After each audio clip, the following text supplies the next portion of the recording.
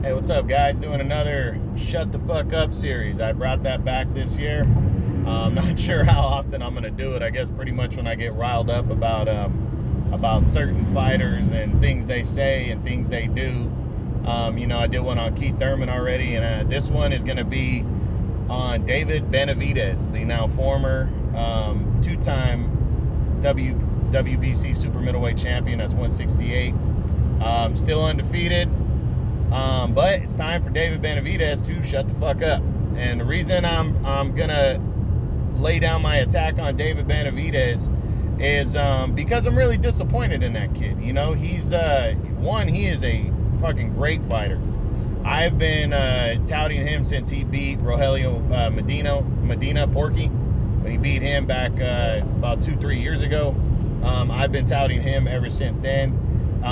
Really been on his bandwagon because the way he handled him after Medina gave hell to James DeGale in a world title fight, and then Caleb Plant, outboxed Medina but kept him at distance and didn't do near what David Benavidez did. That it totally impressed me and turned me towards Benavidez.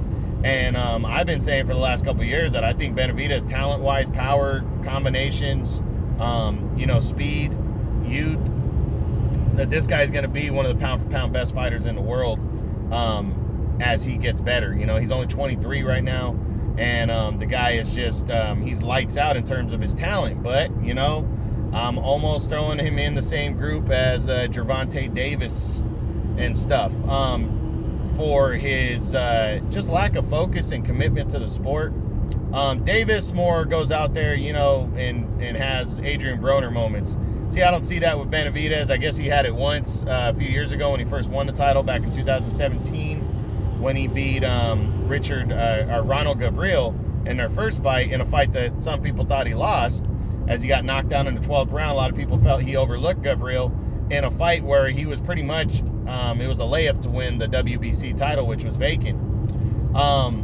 He ended up rematching Gavril, dominated him over 12 rounds, 12 one-sided rounds, one-sided decision, and proved he was the better man, and that he likely was just overlooking him the first time.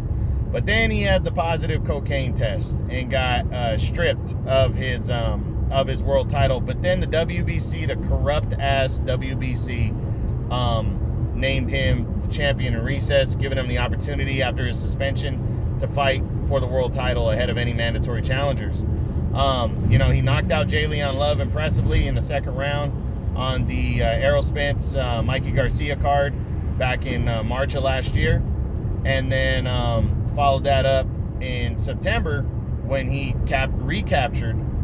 regained the WBC title with a 9th round TKO win over Anthony Durrell, which was the biggest win of his career. That was a very impressive win. Durrell had his moments, but got it opened up, and Benavidez just took advantage, kept pressing to where Durrell's corner threw in the towel. So, it was an impressive performance, and I still believe, even after his recent performance against Romer Angulo, that he is maybe the most talented guy on the rise in the sport right now, to be honest. I mean, I arguably can be that. But then he got stripped of his world title for a second time, this time for missing weight, and he didn't even try to make the weight, guys. He missed weight by almost 3 pounds, and didn't even attempt to go shed the weight. And, for me, you miss weight once in a while, that's fine. If you miss weight because you're getting too big for the division and you're moving up in weight, I give you a little bit more of a break there, because, I do get that. But Benavidez, has talked about moving up to light heavy later on in his career, but definitely not now. I do believe he's got definite power to be moving up to light heavy, possibly even fucking all the way up to cruiserweight at some point in his career. But he shouldn't even be close to that right now, and he's not talking about that after missing weight. He hasn't mentioned one word about light heavyweight. He says he's going back down to WBC. He's going back down to super middleweight. He's staying there. He just, couldn't shed the weight, and it's like, wow. So he deliberately, in my opinion, I don't know if he intentionally missed weight. I don't want to go out and say that, but man, when it push came to shove at the end right there, he deliberately missed the weight. And to me, that's a lack of commitment. That's a lack of focus. That's not giving a shit about the world title that he held. That he really got, he really got it gifted to him twice, and now he's requesting to be reinstated by the WBC. And my first reaction is, how dare you even ask that? But then my second reaction was, well, damn, I'm not going to be fucking surprised if the WBC reinstates him, because when it comes to the good fighters, the talented fighters, the top fighters, the WBC don't give a fuck, man. They don't. They go out and hand people world championships that aren't even fucking championships. Anytime Canelo fights, he talked mad shit about the WBC. Horrible shit. Wouldn't represent their titles just a few years ago. Blah, blah, blah, blah, blah. And the WBC just ignored all of it because it was Canelo, because they wanted their green belt to be, on display, and at stake during any Canelo fight. And they had the same treatment towards Mayweather. They, just turned a blind eye to that. And they're probably going to do it with David Benavidez because he's a rising star. He is. But David Benavidez needs to shut the fuck up, and I'll tell you why. He said something recently that said Canelo's been avoiding me. I want to be honest about Canelo Alvarez, because I know a lot of people think that he's a protected fighter. But it makes me laugh, because as much as I can't stand Floyd Mayweather, and I think Floyd Mayweather kicked off my Shut the Fuck Up series last year. I did one on him and Amir Khan. As much as I can't stand Mayweather's attitude and how it's all just about making sure you get a win no matter how good you look, no matter how it looks to the fans, protecting his O more than leaving memories for the fans. The one thing I respect about Mayweather is I used to defend him when people used to say Floyd only handpicks fighters. No, he didn't. He really didn't. I did not like what he did with Canelo, because I felt like he would have whipped Canelo's ass either way, by having him cut an extra 2 pounds down to 152. I didn't like that, but whatever. He did it. And he tried to get away with that stuff a couple times. I didn't like how he didn't go for knockouts that he easily could have had, but the guy never handpicked opponents. You go back outside of Andre Berto at the end right there, and Conor McGregor, which I don't consider that a boxing match, a real boxing match. You go back and look at every fucking opponent that he fought prior to that. Those guys were top tier fighters, or they were coming off of their career best victory. You look at that Showtime contract, you had Robert Guerrero was coming off the win over Berto, who was still a top tier fighter. He fought Canelo. I forgot. He fought Maidana, who was coming off the win over what's his name? Over Adrian Broner. He handed Broner his first loss when he came in as the underdog. He fought well the first time because Mayweather left him in the fight, and then they rematched. Mayweather kicked his ass. He fought Mosley after Mosley beat Margarito. He fought Ortiz after Ortiz upset Adrian Broner, and captured the world title. He beat I just had him. Cotto was still rolling. At 154, he was still a top tier talent when he beat him, and then he beat Pacquiao, so in terms of handpicking opponents, Mayweather didn't do that. And I'll tell you right now, Canelo doesn't do it either. Just because you don't know a guy doesn't mean he's not a real fighter and a big time fighter. Look who Canelo is factoring in as his possible opponents prior to this recent order by the WBC for him to fight, Avni Yildirim. He's factoring in Callum Smith, who won the World Boxing Super Series a couple years ago and is essentially the number 1 or 2 super middleweight in the world right now. He is. He earned that right. He knocked out the other number 1, George Groves. Knocked him out clean. Billy Joe Saunders, undefeated, been a top fighter the last couple years. He hasn't beaten anybody since he beat David Lemieux, but he's still regarded as that. He's got a lot of nice wins on his resume. Those are the two top guys he's considering, that he's still considering for November now. And then people get mad when Canelo gets ordered to fight Avni Yildirim and guys like David Benavidez come out and say, Canelo's avoiding me.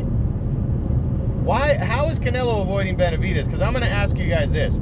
I'm gonna pose this question. All right? Why should Canelo fight a guy like Benavidez with his talent right now when Benavidez is not, and take that risk when he is not at maximum potential in terms of profit of a fight? Because this fight, Canelo Benavidez, you're talking about two Mexicans.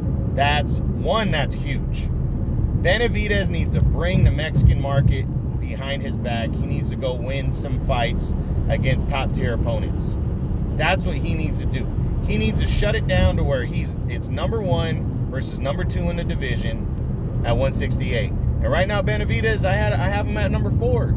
You know, it's not to say he hasn't had a couple nice wins, but we're basing off of his potential, not off of what he's actually done, because he's really, if you really look at it, his biggest win is the biggest win, most notoriety is the win over Durrell, and that's all he's really done in terms of top-tier guys.